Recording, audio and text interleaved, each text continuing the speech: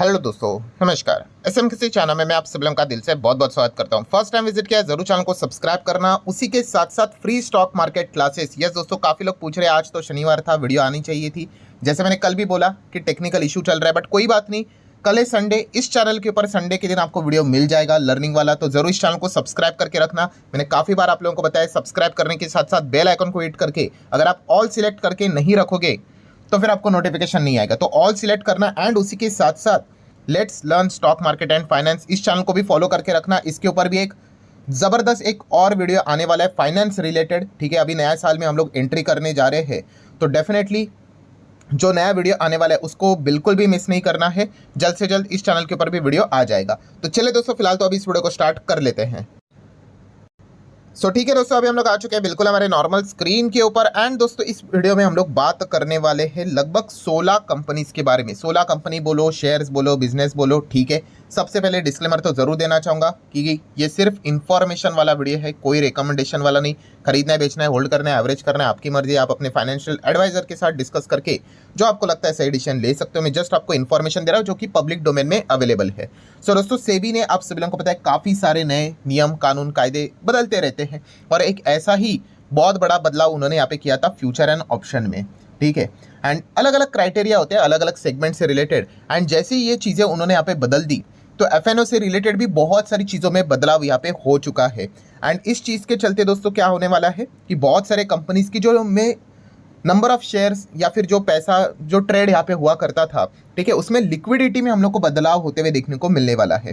ठीक है, and liquidity के हिसाब से हम यहाँ पे कह सकते हैं दोस्तों कि एफएनओ सेगमेंट में कुछ शेयर्स एंट्री करते, कुछ एग्जिट करते हैं। ठीक है, ये चीज़ें देखने को मिल जाती है। एंड आपको पता ही है कि निफ्टी 50 में अगर कंपनी को एंट्री करना है तो कुल मिला के टोटल कितने क्राइटेरिया होते हैं? मोटा मोटी 6 क्राइटेरिया होते हैं। और उस 6 क्राइटेरिया में से एक क्राइटेरिया कौन सा होता है कि आप एफएनओ डेरिवेटिव सेगमेंट में तो होना चाहिए। जो कंपनी डेरिवेटिव सेगमेंट में नहीं है, फ्यूचर एंड ऑप्शन में उसका स्क्रिप्ट अवेलेबल नहीं है, वो तो निफ्टी 50 के सपने नहीं देख सकता।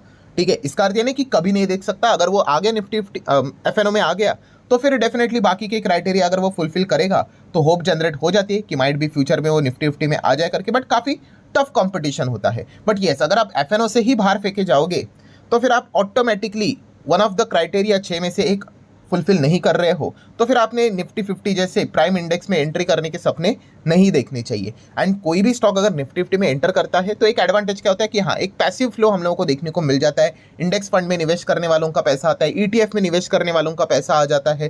ठीक है, विदेश के बहुत सारे प्लेयर होते हैं जो कि बड़े इंडेक्स निफ्टी 50 में निवेश करते हैं, उनका पैसा आ जाता है। बाय डिफॉल्ट एक एडवांटेज होता है। इसका अर्थ ये नहीं कि जो इंडेक्स में नहीं है वो खराब है करके, बिल्कुल भी नहीं। या फिर इंडेक्स से बाहर जा रहे हैं वो खराब ही हो गए, ऐसा बिल्कुल भी नहीं है। बट यस, एक छोटा सा एडवांटेज रहता है, वो हम लोगों ने जरूर यहाँ पे देखा है। तो डेफिनेटली जैसे कि अभी मैंने आप लोगों को बताया कि सेबी ने नियम बदलने के चलते काफ़ी सारे कंपनीज यहाँ पे हम लोग को एफएनओ से बाहर होते हुए देखने को मिलने वाली है। ठीक है, ऐसे 16 कंपनीज की लिस्ट में आप लोगों के सामने यहाँ पे रखूंगा, जो कि हम कह सकते हैं लगभग 28 फेब से इनके कॉन्ट्रैक्ट्स अभी आपको मार्केट में देखने को नहीं मिलेंगे, एनएससी में ट्रेड होते हुए देखने को यहाँ पे नहीं मिलने वाले हैं। तो आप देख सकते हैं, मैं आपके सामने आर्टिकल भी यहाँ पे दिखा दूँ कि आप चेक कर सकते हैं, no contract shall be available for a trading. ठीक है, कब से? 28 फेब 2025 की यहाँ पे बात हो रही है। तो ऐसा क्यों हो रहा है? क्योंकि जैसे आपको बताया कि सेबी ने जो नए नियम यहाँ पे किए थे, नए चेंजेस यहाँ पे लाए थे, क्राइटेरिया जो बदल दिए थे कि कौन से मतलब डेरिवेटिव सेगमेंट में इंक्लूड होगा और रिमूव होगा उससे रिलेटेड। तो जो नया रूल हम लोग को रिवाइज रूल देखने को मिला है, तो उसमें आप देख सकते हैं कि काफ़ी इसमें हम लोग को अलग अलग चीज़ें देखने को मिली। जैसे कि पहले 25 लाख की डिमांड देखने को मिलती थी, वो 75 लाख तक कर दी अगर ऑर्डर साइज के हिसाब से अगर हम लोग बात करें तो। देन उसी के साथ साथ अलग अलग मैट्रिक्स यहाँ पे चेंज कर दिए। प्लस उसी के साथ साथ उन्होंने क्या कर दिया कि जो डिफ़िकल्टी लेवल है वो और भी ज़्यादा यहाँ पे सख्त कर दी। मतलब और ज़्यादा क्या चाहिए? बेसिकली लिक्विडिटी चाहिए। ज़्यादा लिक्विडिटी होगी तो उस पर्टिकुलर स्क्रिप्ट को मैनिपुलेट करना काफ़ी मुश्किल हो जाता है।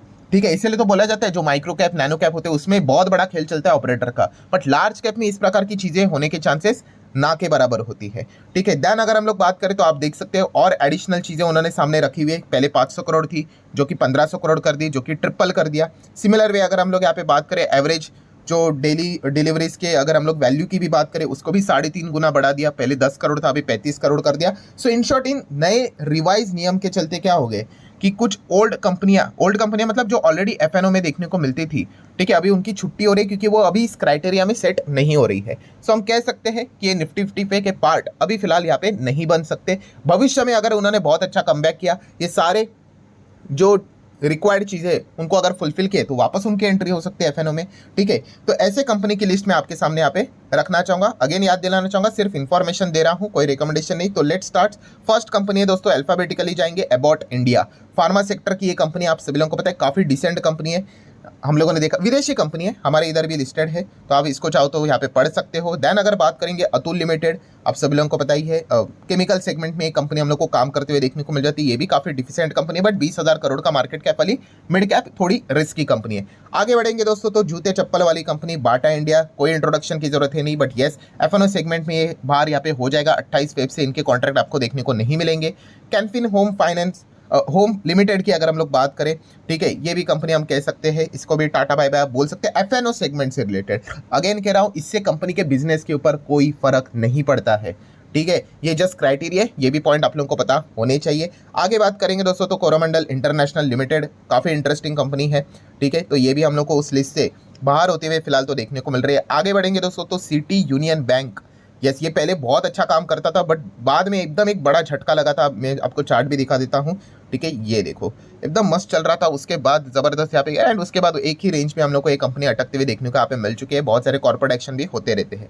आगे बढ़ेंगे, जीएनएफसी की अगर हम लोग यहाँ पे बात करें, इसका भी नाम शामिल यहाँ पे हो चुका है, मतलब ये ऑलरेडी एफएनओ में है, बट अभी जो नए नियम आए हैं इस चीज़ के चलते क्या हो रहा है, अभी ये एफएनओ वाले जो रूल्स है उसको फुलफिल नहीं कर पा रहे हैं, ठीक है। तो इसीलिए मैनिपुलेशन नहीं होना चाहिए, तो सेबी ने फैसला यहाँ पे लिया है, एक्सचेंज ने फैसला लिया है कि चलो इनको अभी यहाँ पे टाटा बाय बाय बोलने का समय आ चुका है, टेम्पररी। अगेन कह रहा हूँ, अगर ये फुलफिल कर दे क्राइटेरिया, तो नेक्स्ट इसमें जो नियम निकलेंगे, मतलब लिस्ट निकलेगी, तो ये वापस कमबैक भी कर सकते हैं। सेम इंडियन क्रिकेट टीम में कैसा होता है, कोई खराब कर रहा है तो उसको निकाल दिया, मतलब वो हमेशा के लिए नहीं निकल गया, वो वापस भी कमबैक कर सकता है। गुजरात गैस की अगर हम लोग बात करेंगे, फिलहाल इसका भी नाम हम लोग को इस लिस्ट में देखने को मिल रहा है, ठीक है भाई। इंडिया मार्ट की बात करेंगे, ठीक है, B2B बिजनेस वाली ये कंपनी है, ठीक है, फिलहाल तो एक ही रेंज में अटकी हुई है, बीच में कॉर्पोरेट एक्शन भी देखने को मिला था, तो इसका भी नाम है। देन इप्का लैबोरेटरीज की बात करेंगे, ठीक है, काफ़ी इंटरेस्टिंग कंपनी, आप चाहो तो इसको स्टडी कर सकते हो। डॉक्टर लाल पाथ लैब की बात करें, मेट्रोपोलिस हेल्थ केयर की बात करें, दोनों हम लोग को डायग्नोस्टिक से रिलेटेड काम करने वाली कंपनीज है। कोविड में तो इन्होंने दोनों ने जम के माल छापा। अगर इसका आप मैक्सिमम चार्ट पैटर्न देखोगे, ये जो पीक था, ठीक है, कोविड के जो केसेस बढ़ते थे उसी के साथ उन्होंने पीक बना लिया। ऑब्वियसली वो टिकेगा नहीं, क्योंकि बाद में तो कंपनी के नंबर तो उतने नहीं आएंगे, एबनॉर्मल गेन्स तो कंपनी कमाएगी। सेम मेट्रोपोलिस हेल्थ केयर की भी वही सिचुएशन है, आप देख सकते हो। कोविड में एकदम RT-PCR टेस्ट करते थे ना, इन्हीं के पास, ये दोनों कंपनी के पास हम लोग को वो सारी चीज़ें देखने को मिलती थी, जम के छापा दोनों कंपनी ने, ठीक है। देन नवीन फ्लोरिन की अगर बात करेंगे, इसका भी नाम है। देन PVR आइनॉक्स का नाम देखने को मिल रहा है। Then Sun TV media sector वाली कंपनी, इसका नाम है। एंड UBL की अगर हम लोग यहाँ पे बात करें, तो ये कंपनी भी हम लोग को उस लिस्ट में देखने को मिल रही है। तो ये 16 कंपनी ऐसी है दोस्तों, जिनके आज आपको एफएनओ के कॉन्ट्रैक्ट्स देखने को मिल रहे हैं, बट जो नए नियम यहाँ पे बदले हैं इस चीज़ के चलते ये 16 कंपनियां अभी करंट लेवल पे वो क्राइटेरिया को फुलफिल नहीं कर रहे, तो इनके कॉन्ट्रैक्ट अभी हम लोग को एफएनओ में देखने को नहीं मिलेंगे। 28 फेब से सारी चीज़ें लागू होने वाली है। सो इन्फॉर्मेशन वाला वीडियो था, पसंद आया होगा, चाहो तो लाइक एंड शेयर कर सकते हो। मिलते हैं अगले वीडियो में, तब तक के लिए बाय बाय।